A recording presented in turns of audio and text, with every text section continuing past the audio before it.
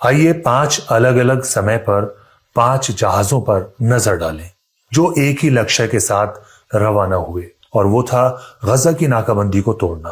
पहला 2010 में, जिसका नाम था मावी मारमारा।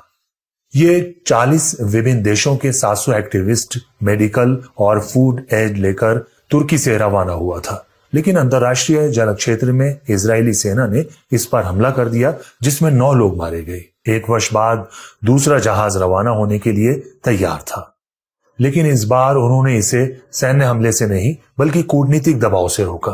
ग्रीस ने उसे बंदरगाह छोड़ने की अनुमति नहीं दी। प्लान नाकाम हो गया, लेकिन वे निराश नहीं थे। 2015 में एक स्वीडिश जहाज मैरियन रवाना हुआ। फिर से इसके पहुंचने से पहले ही इजराइल ने इसे अंतर्राष्ट्रीय जल क्षेत्र में रोक दिया, इस बार बिना खून खराबे के। लेकिन संदेश स्पष्ट था, समुद्र भी नाकाबंदी का हिस्सा है और जो देश स्वतंत्रता और मानवाधिकारों की बात करते हैं वे भी इस नाकाबंदी से सहमत हैं। 2018 में रिटर्न नाम का एक चौथा जहाज गजा के लिए रवाना हुआ। इजराइल ने उस पर सवार लोगों को बिजली के झटके देकर और हिंसा के साथ गिरफ्तार किया। इस वर्ष मई में एक और प्रतीकात्मक आंदोलन शुरू हुआ और इस बार इसे क्रूरता से रोक दिया गया।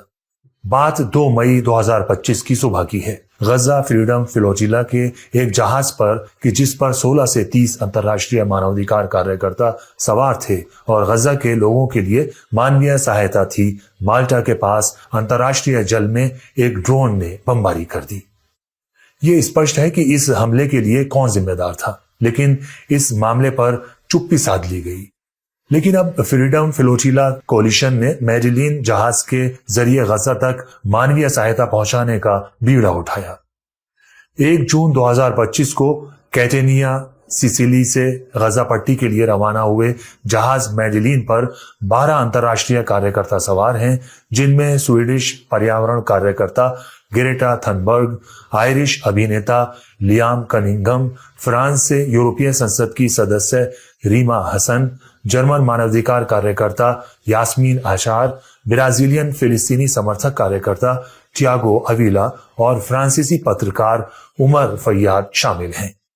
जी हां, अब तक कम से कम 5 बार दुनिया के विभिन्न हिस्सों से लोगों ने दुनिया की सबसे कठिन घेराबंदी में से एक से निहत्थे गुजरने का फैसला किया है। सेना के साथ नहीं बल्कि सिर्फ जहाज से, और शायद सिर्फ विवेक के साथ। इससे कोई फर्क नहीं पड़ता कि ये जहाज गजा पहुंचता है या नहीं। महत्वपूर्ण यह है कि दुनिया शायद जागेगी और शायद कुछ करेगी।